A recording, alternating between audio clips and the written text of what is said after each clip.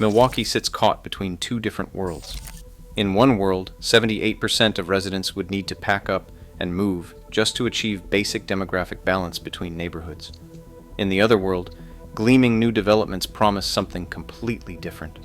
This is America's most segregated major metropolitan area, and it's on an uneven journey from industrial powerhouse to whatever comes next.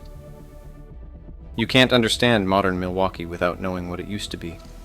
This city earned the nickname Machine Shop of the World during the first half of the 20th century, when German immigrants and their descendants built an industrial empire that seemed unshakable. Miller, Pabst, and Schlitz breweries didn't just make beer, they made Milwaukee's identity.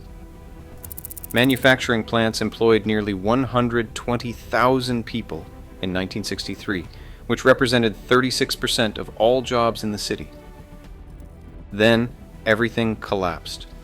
Between 1963 and 2009, manufacturing employment dropped by 77%. The numbers tell a brutal story, from 120,000 manufacturing jobs down to just 27,000.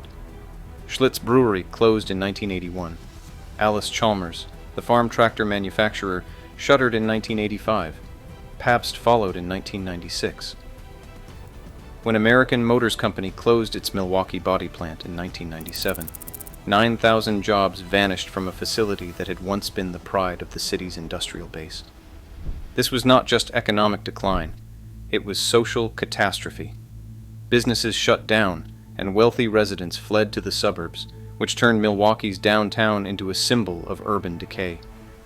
Crime surged, poverty spread, and in the vacuum left by departing industry, something else took hold: racial segregation. So profound it would eventually make Milwaukee America's most segregated major metropolitan area. The timing could not have been worse for Milwaukee's African American community. NPR's analysis notes that not long after a substantial African American community took shape, Milwaukee's industrial base began to collapse, and its manufacturing jobs disappeared. This left almost no time for the city to develop a black middle class or a leadership elite.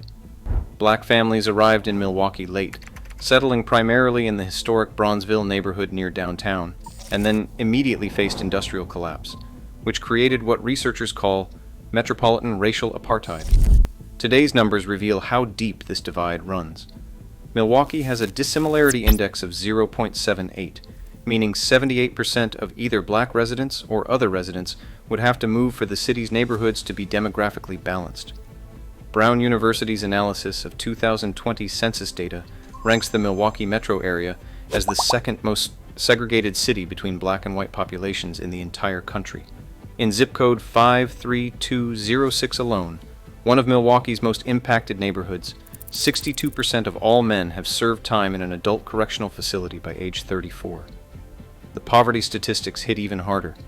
Milwaukee's black poverty rate stands at 33.4%, the highest in the nation. Just 13.4% of African Americans in Milwaukee earned over $100,000 in 2022, the lowest percentage among major metropolitan areas. Meanwhile, the overall city poverty rate sits at 22.1%, with a child poverty rate of 36.7%. But the most shocking statistic involves incarceration. Wisconsin locks up black men at the highest rate in the country, and in Milwaukee County, more than half of all black men in their 30s and 40s have served time. African American males face incarceration at 14 times the rate of white males, a disparity that researchers call unprecedented among major American cities. These are not random outcomes. They are the result of deliberate policies that shaped Milwaukee's development for decades. Researchers at the University of Wisconsin-Milwaukee have mapped 16,000 examples of racial covenants in properties across the Milwaukee area, legal agreements that prevented black families from buying homes in certain neighborhoods. The effects persist today. Neighborhoods that were redlined in the 1930s and 40s still bear striking similarities to their original racial demographics. As early as 1924, the Milwaukee chapter of the National Association for the Advancement of Colored People was protesting zoning and development practices designed to create what officials explicitly called a black belt in the city. Highway construction in the 1960s, particularly Interstate 794 and Interstate 43, displaced entire communities and further entrenched residential segregation. Interstate 43 created what sociologists call a hard-edge boundary that physically divided the city's racial geography. By 2002, Milwaukee was officially recognized as America's most segregated metropolitan area, a title it has held, with minor variations, ever since. Yet even as these harsh realities persist, pockets of Milwaukee are experiencing a dramatic transformation. The most visible example is the historic Third Ward, a neighborhood that tells its own story of destruction and rebirth. The Third Ward has survived multiple catastrophes. In 1860, the steamship Lady Elgin sank while carrying passengers from the Third Ward's Irish community, killing 300 people in one of the Great Lakes' worst maritime disasters. In 1892, a fire destroyed 440 buildings and left 1,900 people homeless, wiping out much of the Irish-American community that had called the area home. By the 1970s, the Third Ward had become Milwaukee's red light district, a collection of warehouses, adult businesses, and urban decay. But in 1984, the area was designated a National Historic District, launching what would become one of Milwaukee's most successful neighborhood revivals. Today, more than 400 businesses operate in the Third Ward, from restaurants and boutiques to marketing firms and tech companies. The Milwaukee Public Market, opened in 2005, draws visitors from across the region. The Third Ward Riverwalk provides scenic views of the Milwaukee River. What was once urban decay has become what some observers call one of the country's top arts districts. The transformation did not happen by accident. The Business Improvement District, created in 1987, provided coordinated planning and investment. Careful historic preservation maintained the area's architectural character while allowing for modern amenities. The result is a neighborhood that successfully balances its industrial heritage with contemporary urban living. An even more ambitious transformation is taking place in the Deer District, centered around Fiserv Forum, home of the Milwaukee Bucks.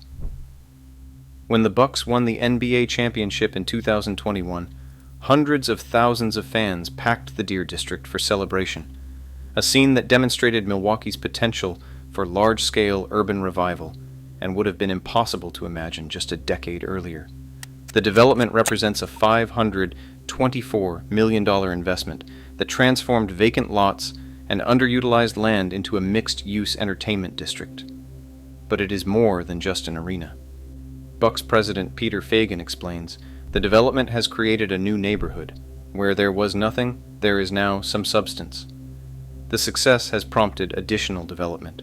In 2025, the Milwaukee Common Council approved Block 5 Apartments, a $100 million project that will add 269 residential units, 13,000 square feet of commercial space, and a 28,000 square foot fieldhouse.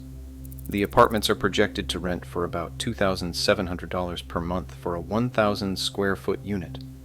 Prices reflect the area's transformation into what developers call Class A housing. The most interesting reinvention involves water technology. While other Rust Belt cities struggle to find new economic identities, Milwaukee has built on its geography and history to become what leaders call a global water innovation hub. The Water Council, founded in 2009, has helped create what supporters describe as the world's most concentrated water technology cluster. Working closely with partners like the Milwaukee Metropolitan Sewerage District for pilot testing, the Council has transformed Milwaukee into a global water innovation center. The Milwaukee region now hosts more than 150 water-related companies, including giants like A.O. Smith, Badger Meter, Veolia, and Pentair. 5 of the world's 11 largest water companies have operations in Milwaukee. The University of Wisconsin-Milwaukee created the School of Freshwater Sciences in 2011 with $50 million in state backing, the only graduate program of its kind in the country. The Global Water Center, which broke ground in 2012 with $20 million in tax credits, provides workspace for startups and established companies working on water technology. Marquette University has also contributed research partnerships that strengthen Milwaukee's water technology ecosystem. Dean Amhouse, president and CEO of the Water Council, describes the evolution. What started as an economic development initiative has grown into a world-renowned cluster on the leading edge of water technology and stewardship. The council has supported over 70 startups through its accelerators and facilitated 19 pilot tests of water technology. The regional water industry now represents $10.5 billion in market activity, supporting 20,000 jobs. The Harbor District represents yet another model of reinvention. This public-private partnership, initiated by the City of Milwaukee in 2015, focuses on sustainable development along the waterfront south of the Milwaukee River. The Harbor District Water and Land Use Plan, adopted in 2018, envisions mixed-use development that balances economic growth with environmental stewardship. After 10 years of planning and development, the Harbor District has become what supporters call a recognized model for revitalization, sustainability, and inclusive development.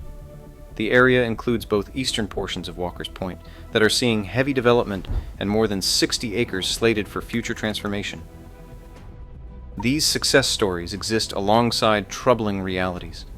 For all the gleaming new development, Milwaukee's fundamental challenges persist. A 2025 UWM Center for Economic Development study argues that Milwaukee represents the archetype of modern-day metropolitan racial apartheid and inequality. On virtually every measure of black community well-being, Milwaukee ranks at or near the bottom among large metropolitan areas. The geographic pattern of development reveals the complexity. The 3rd Ward, Deer District, and Harbor District are all located in or adjacent to downtown Milwaukee and the lakefront, areas that were already relatively advantaged.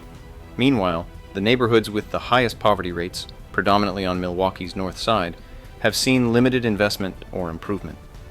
Some observers argue that focusing on downtown development while neglecting neighborhood-level inequality actually reinforces segregation patterns.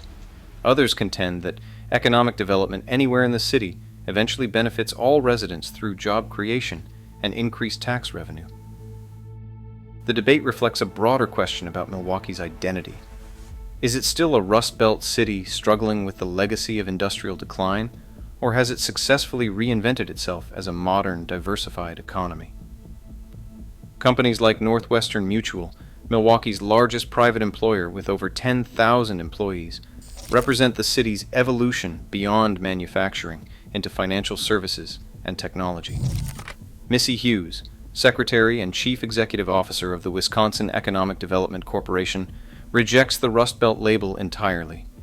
She says the concept of Rust Belt makes it sound like we stopped making things, and it is just not true. We are making the most incredible advanced machinery, things like MRI machines and CAT scans. UW-Madison economist Simeon Alder offers a more nuanced view, noting that Wisconsin still maintains an unusually high share of manufacturing employment relative to the national average. Manufacturing has not disappeared, it has been transformed into higher skill, higher technology production. Recent population data suggests Milwaukee may have turned a demographic corner. Milwaukee County's population increased by 2,880 in 2024, the first year-over-year growth since 2014. The turnaround resulted partly from changes in migration patterns, with the county recording net migration of 524 people, compared to a net decrease of 4,254 in 2023. The unemployment rate tells a similar story. Except for the pandemic spike in April 2020, Milwaukee's unemployment has fallen steadily over the past decade, even hitting a record low in 2022.